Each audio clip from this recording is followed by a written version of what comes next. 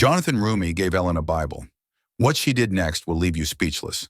The lights of the Ellen Show studio shone with their familiar intensity, illuminating the iconic set that for years had hosted laughter, fun games, and sincere moments with celebrities.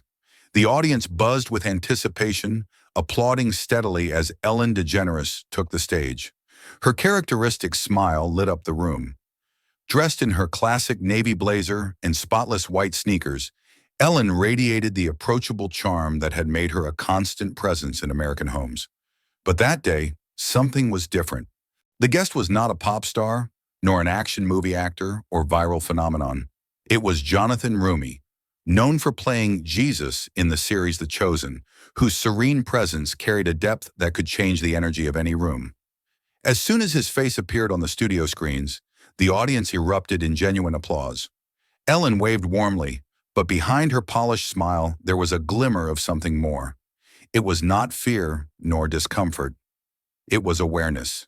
She had interviewed politicians, global icons, industry giants, but Jonathan was different. His presence was not just to be welcomed, it was felt. When the stage manager gave the cue, the camera moved closer. Jonathan entered calmly, his steps steady, unhurried. Every movement an expression of peace and purpose. He wore a well-tailored navy suit, shirt without a tie, collar open. No extravagance. Jonathan Roumie didn't need to prove anything to anyone. His face, marked by deep experiences and a life of faith, opened into a calm smile as he acknowledged the crowd with a simple wave. There was in him a rare authenticity, the kind that doesn't need performance. Ellen stood to greet him, extending her hand with her usual lightness.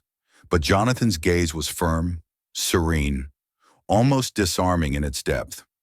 "Welcome, Jonathan Roumie," she said with her optimistic voice, though slightly touched by a perceptible reverence. "I mean, Jesus on The Chosen here on my little show. I guess we'll have to step up our game today, huh?" The audience laughed and the atmosphere lightened. Jonathan laughed too. His voice, calm and welcoming, filled the studio. "Ellen, I'm just a simple man from Queens. I'm here to follow your lead." The audience loved it. The conversation flowed naturally at first. Ellen guided him through his recent projects, talked about his acting career, the impact of The Chosen worldwide, and his mission to live faith authentically in an industry driven by image and ego. Jonathan's answers were sincere, unrehearsed. He spoke from the heart, about discipline, humility, how to keep grounded in a world addicted to fame and approval. But then something changed. When Ellen moved to the next round of questions, her tone became more mechanical, rehearsed. It was the show's autopilot. But Jonathan wasn't there to perform. He was present, fully. Each response came with a silent weight that transformed the air around. His gaze never left hers. He spoke about faith, not as a pretty word or a celebrity catchphrase, but as something real, as a foundation, as support in times of loss, doubt, loneliness. "You know, Ellen," he said, leaning slightly forward, making the moment intimate, "in a world that constantly tells you to chase fame, money, followers, sometimes what keeps you standing is knowing who you are when no one is watching." The audience murmured in agreement. Some applauded softly. Ellen's smile faltered, if only for a brief instant, a subtle crack in the facade, and then it disappeared. "That's really beautiful, Jonathan," she said, tilting her head with curiosity. "I mean, faith is such a personal thing, isn't it? How do you manage to keep that in the middle of Hollywood?" It was a safe question, a break, but Jonathan didn't take the detour. He let the silence breathe. His hands rested calmly on his lap, eyes fixed on hers. "It's not about keeping it," he said calmly. "It's about living it, about sharing it, especially when the cameras are off. Sometimes you need to give to truly understand what it means." The studio fell silent, a dense, reverent silence, as if something true was about to happen. Ellen hesitated. Her fingers gripped her question cards as if searching for where to restart. "Wow, that's a deep way to look at it," she said, trying to regain the light tone. "So, tell us, what's next for you in Hollywood? Any new projects coming up?" But Jonathan didn't look away. He raised his hand calmly, unhurriedly, with that quiet authority that doesn't need effort to be heard. "Ellen, just a moment," he said, with firm softness. "I brought something for you today, something I believe you might need." Murmurs grew in the audience. Curiosity and tension spread. Jonathan reached into the inside pocket of his jacket and pulled out a small leather Bible, worn at the edges, its cover softened by use. That was not a prop. Not for the show. It was real. It carried history. Ellen's eyes widened. Her professional smile froze for a moment. "Oh, Jonathan," she said, her voice faltering slightly. "That's incredibly thoughtful." She reached out to take the book. When her fingers touched the aged leather, she hesitated, as if she instinctively knew that simple gesture carried more than it seemed. The camera moved closer, captured the flicker of conflict in her expression. Her hands trembled subtly. That wasn't in the script. Jonathan's voice softened even more. "Ellen," he said, looking into her eyes, "this is not just any Bible. It's mine. I carried it through the hardest moments of my life. It's full of my notes, my prayers, my battles. My heart is inside it. And today, I believe there is something in it you need to see." Ellen's breath caught. Her fingers closed over the book. She searched his face for an answer. "What do you mean by that?" she asked, almost in a whisper. Jonathan's smile was gentle but carried a weight that came from within, a weight shaped by faith, pain, surrender, silence. "I mean," he replied, his voice low and steady, "sometimes God puts people on our path for a reason. And today, Ellen, I believe he put me here to give you this." Ellen placed the Bible on her desk, but her hands remained on it, as if letting go would open a door to something she wasn't ready to face yet. The studio was suspended, producers frozen in the control room. No one knew whether to cut to commercial or let that sacred moment simply happen. Ellen tried to return to host mode. "Well, Jonathan, you are full of surprises today," she said, forcing a smile. "I mean, a Bible on daytime TV, that's unheard of for us." The audience laughed nervously, but Jonathan did not laugh. He leaned in, not aggressively, but with a presence that filled the space between them. "Ellen," he said with a voice firm yet gentle, "I know what it's like to carry the weight of the world's expectations, to put a smile on your face when your heart is heavy, and I think you know that feeling too." His words didn't hit her like an impact. They landed softly, like a truth. Silent, inescapable, real. Ellen's smile faltered. Her eyes shone, not with the glow of the TV lights, but with something genuine. For the first time in a long while, a crack appeared in the armor. Subtle, but unmistakable. The audience saw it. They felt it. "Why me?" she whispered almost to herself. Still, the microphones caught every syllable. Jonathan's gaze softened even more, full of a compassion that only comes from a life of quiet service, of inner battles overcome through faith. "Because," he said kindly, "I believe you are carrying something heavy, something you have held inside for a long time. And I believe this book, and what's inside, can help you put that burden down." Ellen's hands trembled as she ran her fingers over the cover of the Bible. She felt something hidden in there, a thick envelope pressing against the pages. She hadn't opened it yet, but its presence was enough to anchor her in that moment. The audience stayed motionless, no whispers, no shifting in seats. They knew they were witnessing something rare, something unfiltered. Jonathan leaned back, giving space. His presence wasn't urgent. It was comforting. If a storm was about to form there, she wouldn't face it alone. Ellen looked out at the audience, the people who had laughed with her, cheered for her, trusted her for so many years. But this time she didn't see them as spectators. She saw them as witnesses. Witnesses to a truth she had buried, a truth now rising to the surface. The cameras captured everything: the fragile gleam of Ellen's eyelids, the shallow rhythm of her breath, the way her fingers clutched the Bible as if it were the only thing keeping her tethered to reality. "I don't even know what to say," she confessed, her voice choked by the weight of the moment. Jonathan nodded, his gaze gentle but unwavering. "You don't have to say anything right now," he replied in a low and calm tone. Just hold on. Let it speak to you when you're ready. The audience murmured softly. Some wiped tears. Others just nodded quietly. This was no longer just TV. It was something sacred. Ellen looked at Jonathan, searching his face for answers, reassurances, a way to understand the internal storm. "How do you know?" she whispered. "How do you know I needed this?" Jonathan leaned slightly forward with a small smile on his lips. "Because," he said, "sometimes the good God whispers through the people he sends into your life. Today, I'm just listening to that whisper."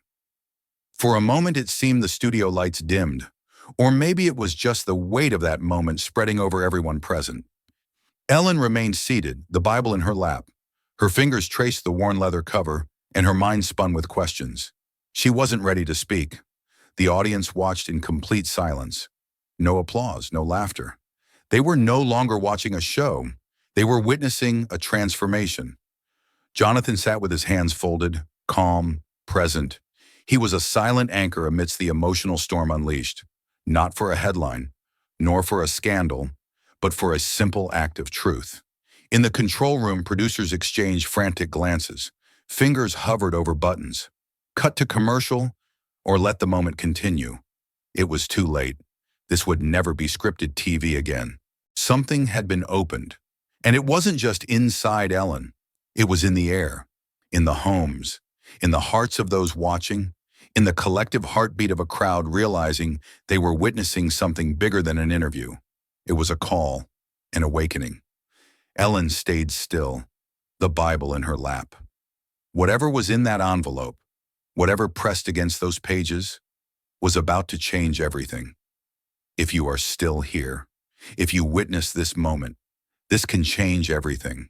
If you believe some truths are worth the cost, comment the word courage below.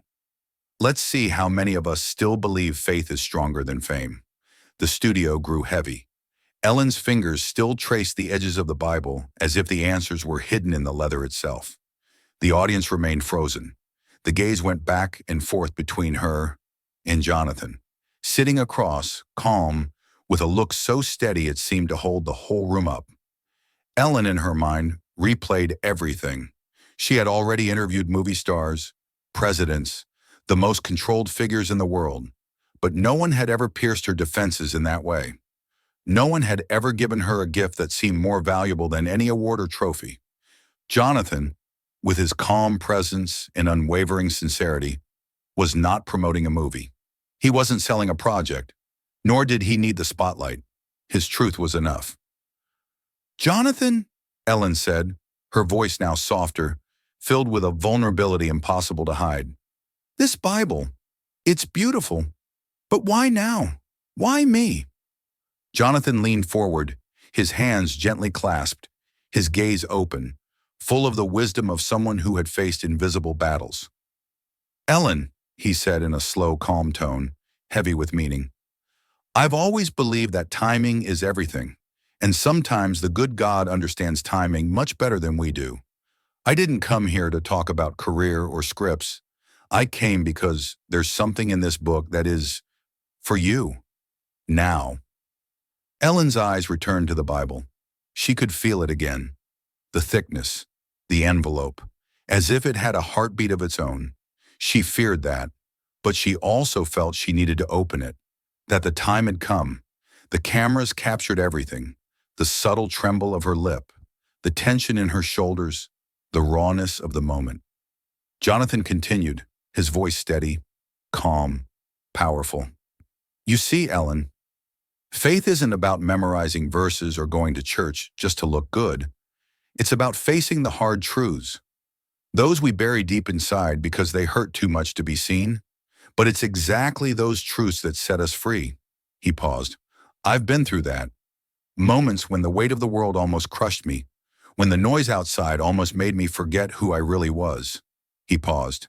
His eyes met hers, not just breaking through walls, but through masks. He truly saw her, and that made her feel exposed, but somehow safe. Ellen swallowed hard. Flashes of lonely nights came back to her mind. Nights spent staring at the ceiling, wondering if the applause she received was worth the emptiness it left behind. "What kind of moments?" she asked, curiosity winning over the instinct to retreat. Jonathan smiled gently. It wasn't a smile for the cameras. It was a quiet resilience from someone who had fought battles far from the spotlight. "There was a time, early in my journey," he began, "when I had to make a choice that could have changed everything. A role that wasn't right for me, but the world said it was the opportunity of a lifetime. I stayed awake all night wrestling with it, feeling as if the weight of everyone's expectations was on me." He leaned back slightly, fingers lightly touching a Bible. "Then I opened this. I found a passage that reminded me we weren't made to carry everything alone. That gave me clarity, strength to say no, to stand firm in my faith." His gaze softened and the words lingered in the air. "Faith, Ellen, has been my anchor. It keeps me steady when everything tries to pull me away from who I am." The audience shifted. There were silent nods, soft murmurs of agreement. What he said wasn't just his truth, it was something universal. Ellen felt it deeply, a pang inside her chest that couldn't be dismissed with a joke, as she used to do. She knew that exhaustion, the exhaustion of keeping a version of herself for the world, even when it left her empty inside. "That's inspiring," she said, her voice faltering slightly, the tension in her throat betraying her. "But I don't know if I have that kind of anchor anymore." Jonathan's expression became even softer. There was no judgment in his eyes, only understanding. "Maybe you do, Ellen," he answered kindly. "Maybe it has always been there, waiting for a moment like this." He paused and then said with weight, "And speaking of moments, there's a story behind this envelope inside the Bible. It's not mine. It belongs to someone who knew you better than anyone else could." Ellen's breath caught in her throat. Her hands instinctively gripped the book, as if bracing for impact. "What do you mean?" she whispered, her voice trembling, torn between fear and anticipation. Jonathan took a deep breath, his voice lowered, more intimate, as if sharing something sacred. "Some time ago, before she passed, your mother sought me out." The words echoed through the room like a silent thunderclap. Ellen's world slowed down. "She was a remarkable woman," Jonathan continued, "full of grace, wisdom, and love.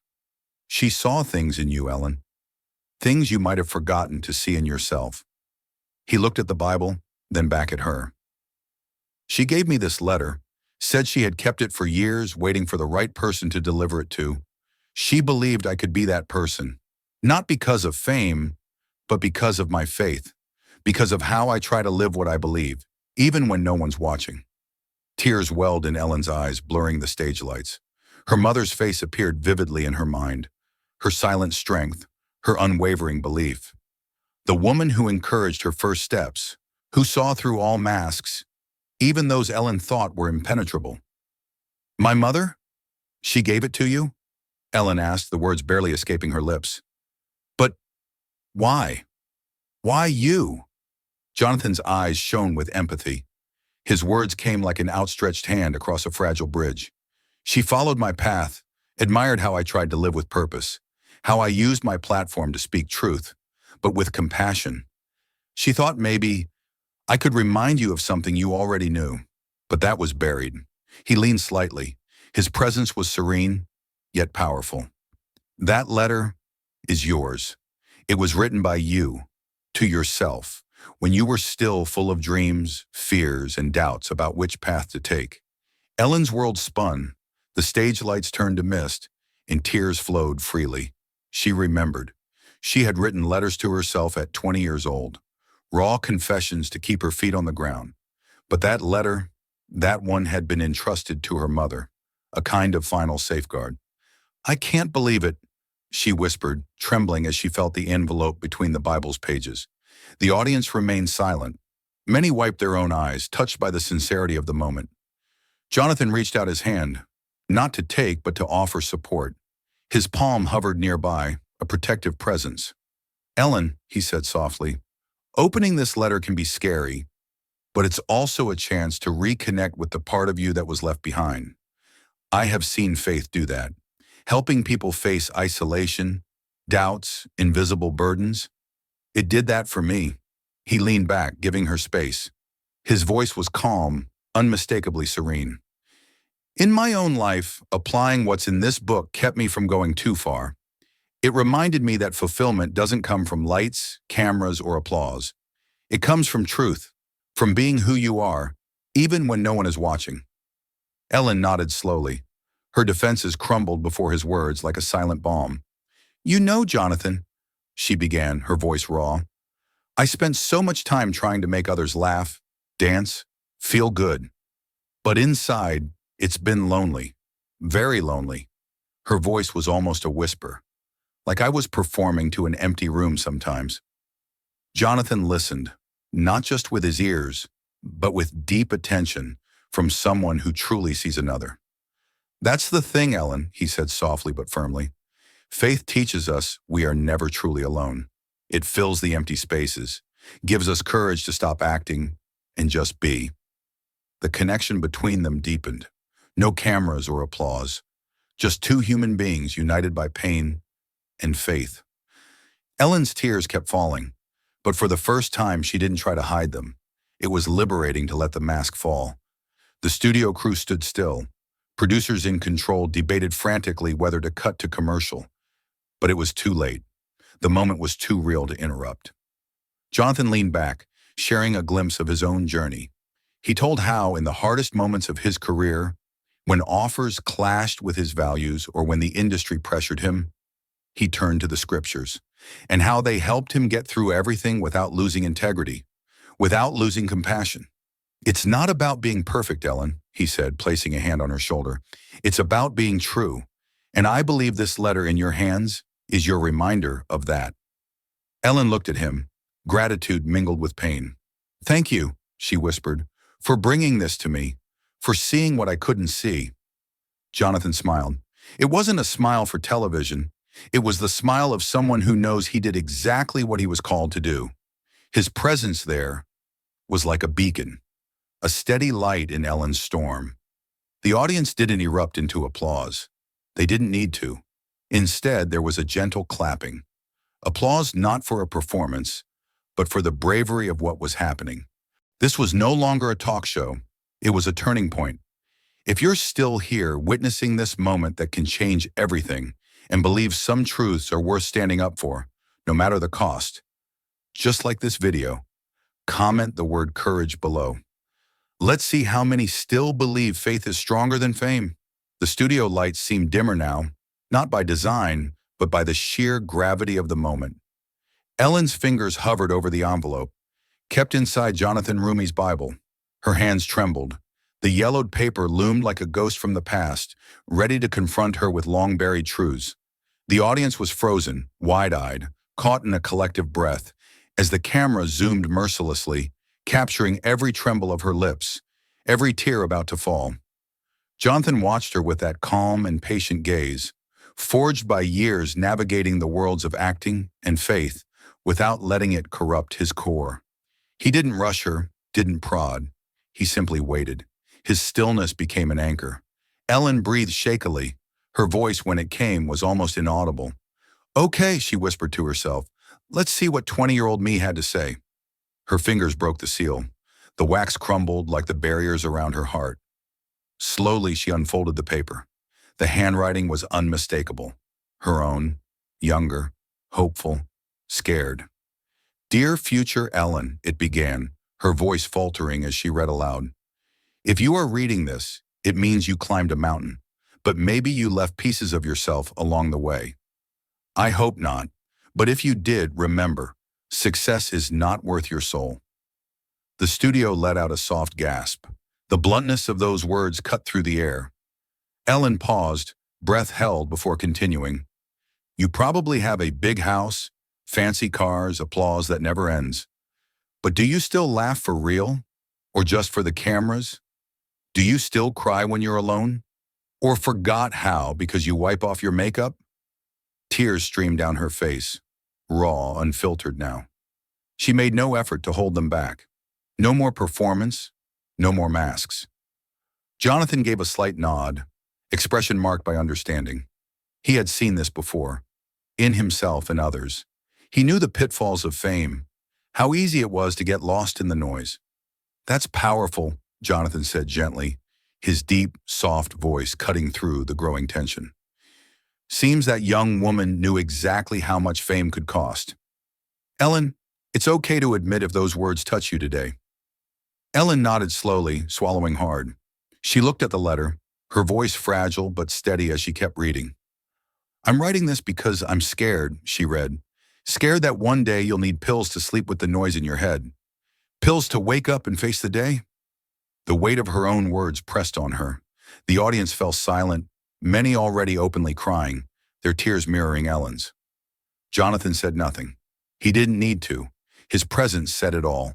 He was there completely, no judgment, no rush, just a steady hand beneath, holding space. Ellen's lips trembled, but for the first time she didn't try to hide it. Pills to feel something, she continued, voice shaky, because real feelings were buried beneath all that pretense. The confession fell through the air like thunder. The audience shifted uneasily, exchanging glances, unsure how to handle such exposed vulnerability. Ellen's face paled. Her hands trembled so much the paper whispered loudly enough to echo in the silent studio. How did I know? She murmured, lifting her gaze to Jonathan, eyes full of disbelief and silent pain. How could I have predicted this? The emptiness, the dependence. Jonathan leaned forward, his voice calm and steady, carrying the weight of someone who had faced dark places and found the way out. Ellen, he said gently, the Bible teaches us in Proverbs 14:10 that each heart knows its own bitterness. When you were young, you were touching on a truth many avoid, a wisdom beyond your years. He paused, letting the words breathe. His tone was not preaching, but witnessing, facing it head on. That's where healing begins. And faith. Faith teaches us that truth does not imprison us, it frees us. John 8:32. You will know the truth, and the truth will set you free. The audience was already moved. Soft sniffles echoed throughout the studio as Ellen's sobs punctuated the words. Don't let the world consume you, she read from the letter. Remember that girl who danced in the rain, who stayed up late dreaming, talking about what really matters. If you've forgotten her, go find her again. Throw away the crutches, the validation, the substances, the masks, and become human again. Ellen folded the letter, pressing it against her chest as if hoping those words would sink deep into her heart. She's right, she said, her voice breaking completely. I've been taking pills for years to numb the loneliness, to keep going when everything felt too heavy. 8 years, Jonathan. It started small, just to sleep, but then it took over everything.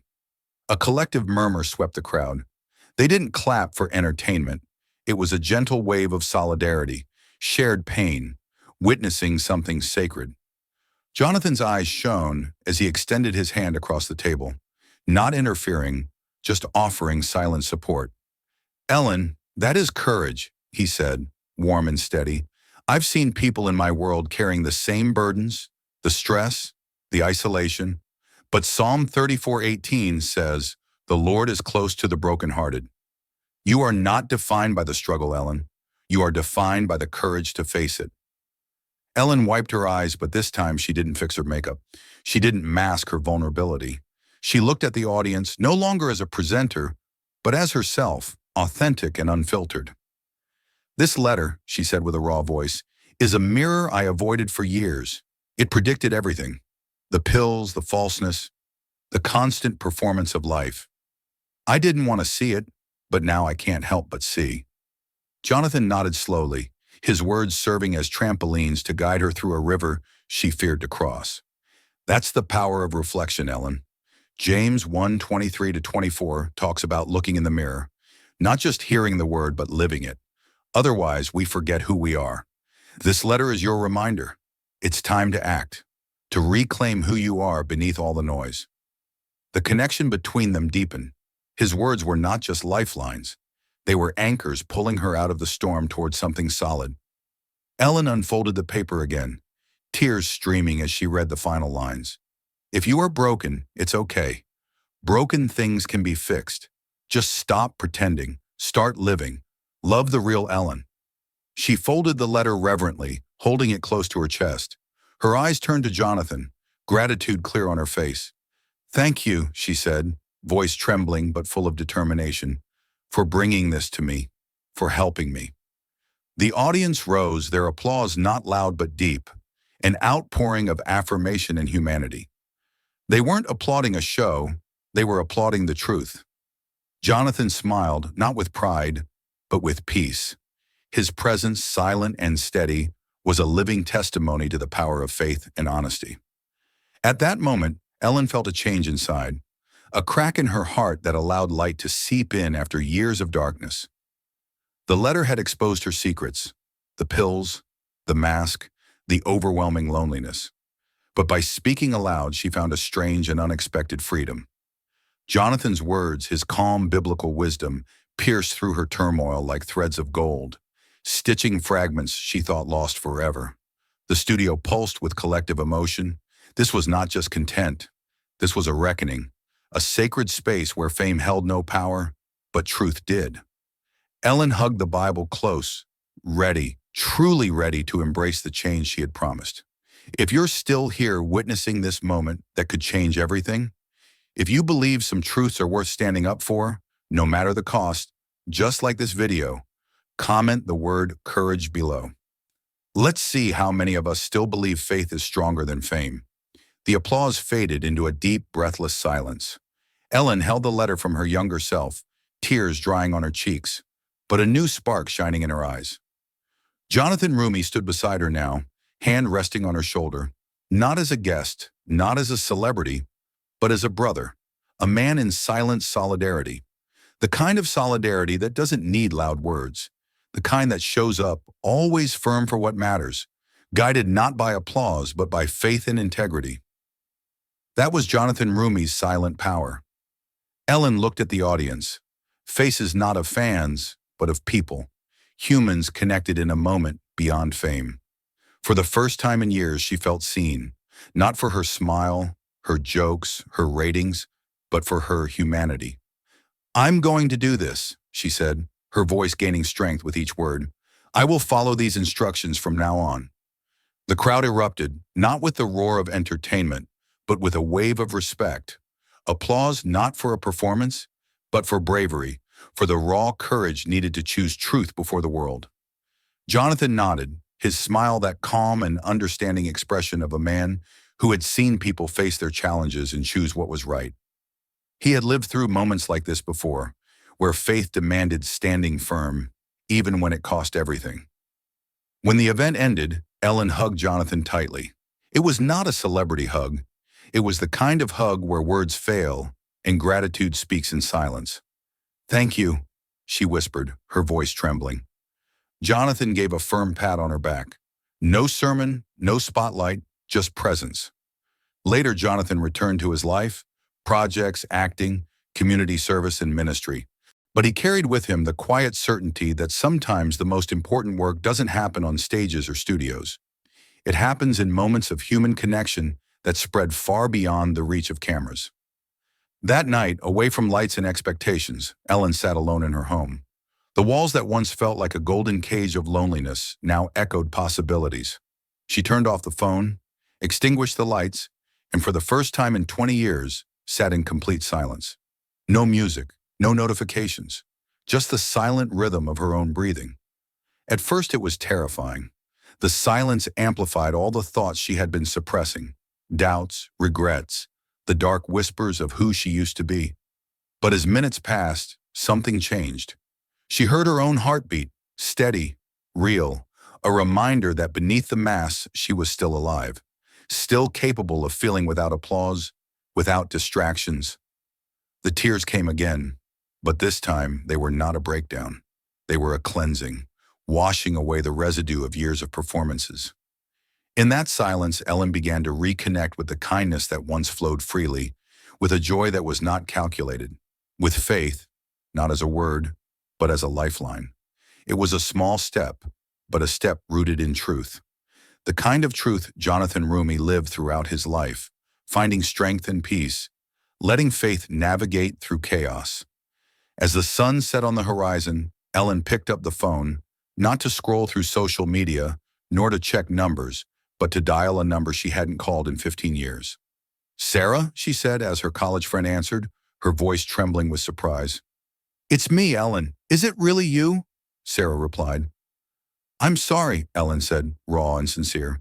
"Sorry for disappearing, for letting fame pull me away, for becoming someone you wouldn't recognize." There was a pause, then Sarah's laughter tinged with tears. "I always knew you were there somewhere. I missed you." They talked for hours. No cameras, no scripts.